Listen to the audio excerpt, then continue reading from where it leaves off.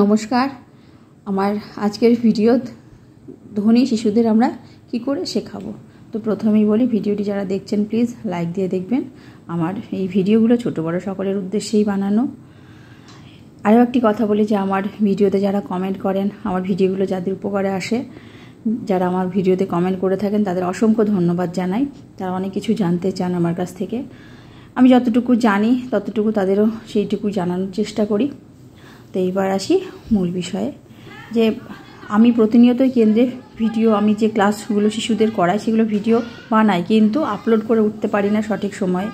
তার কারণ হচ্ছে এখন প্রচণ্ড আমাদের কাজের প্রেশার।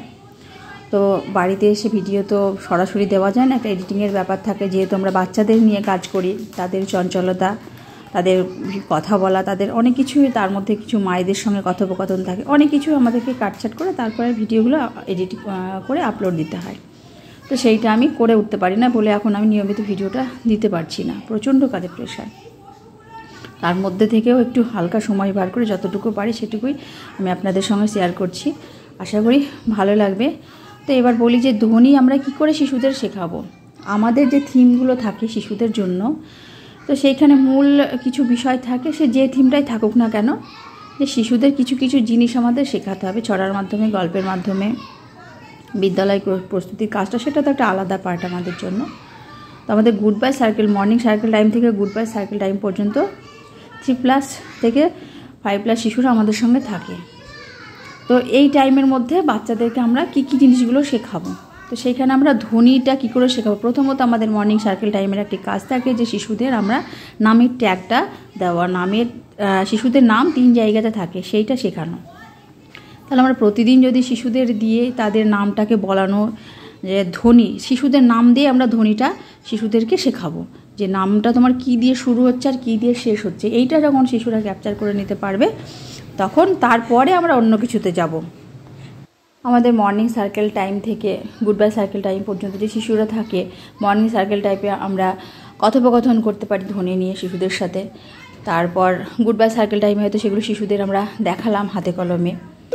শিশুরা 3 বছরের শিশুর একটা ধারণ ক্ষমতা কম, 3 বছরের শিশুর ধারণ ক্ষমতা, 4 বছরের শিশুর ধারণ ক্ষমতা নিশ্চয়ই সমান হবে না, কিন্তু তারা শুনে শুনে কিছু শিখতে পারবে। আমরা সেইভাবেই এইটা আমাদের পাঠ্যক্রমটি চলবে। এইবার তারপর যখন এই শিশুরা চলে যাবে তখন আমাদের যে 5+ যে শিশুগুলো থাকে, তো আমাদের ক্ষেত্রে হয়তো 5+ 4.5 বছরের শিশুগুলোও থাকে, তো সেই শিশুদের নিয়ে আমরা আলাদা করে তখন সেগুলোকে হাতে কলমে একদম বয়ে কী হয় যে জিনিসগুলো দেখিয়ে দেখিয়ে আমরা শেখাবো, সেটি আরও ভালো হবে। যেহেতু বিদ্যালয় প্রস্তুতির কাজটি আমার হয়ে যাবে, আমরা এইভাবে শেখাবো। তো আমিও আমার কেন্দ্রে, আমার শিশুরা, কিছু শিশু আছে ভীষণ এক্সপার্ট পারে, আবার কিছু শিশু আছে একটু কমা, যাই হোক সব মিলিয়ে আমাদের কাছে সবাই সমান, সব নিয়ে আমরা কাজ করি। তো এইভাবে আমাদের পাঠ্যক্রমগুলো আমরা চালাই। তো আজকে আমার যে বিষয়টি সেটি হচ্ছে শুরুর ধ্বনি আর শেষ ধ্বনি। প্রথমত নামের বিষয়গুলো শিশুরা মোটামুটি ম্যাক্সিমাম শিশুই পারে তারা। আর শুরুর ধ্বনি, পশুর নাম দিয়ে আমরা শিশুদের চেনাবো কিছু কিছু জিনিস। আশা করি আপনাদের ভালো লাগবে। যদি ভালো লাগে তাহলে প্লিজ ভিডিওটা লাইক দিয়ে দেখবেন।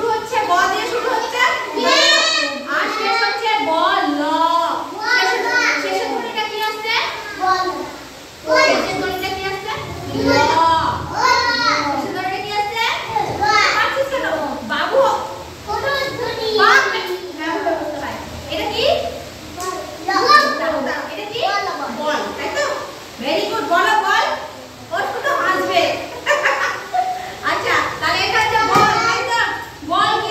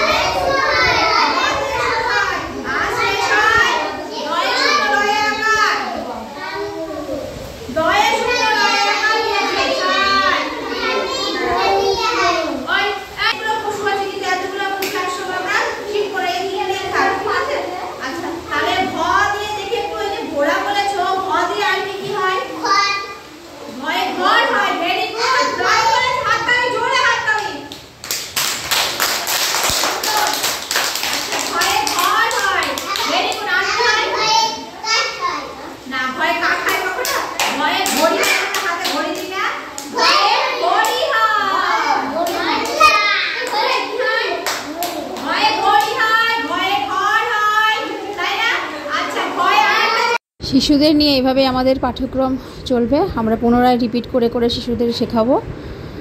পুরোটা আমি শেয়ার করলাম না, ভিডিওটি অনেক বড় হয়ে যাবে, জাস্ট এইটুকুই শেয়ার করলাম। আজকের ভিডিওটি যদি আপনাদের ভালো লেগে থাকে তাহলে প্লিজ ভিডিওতে একটা লাইক দেবেন। নতুন যারা চ্যানেলটাকে সাবস্ক্রাইব করে আমার পাশে থাকবেন। সবাই ভালো থাকবেন, সুস্থ থাকবেন, সাবধানে থাকবেন। আবার দেখা হবে আগামী একটা নতুন ভিডিওতে। আজকের মতো নমস্কার।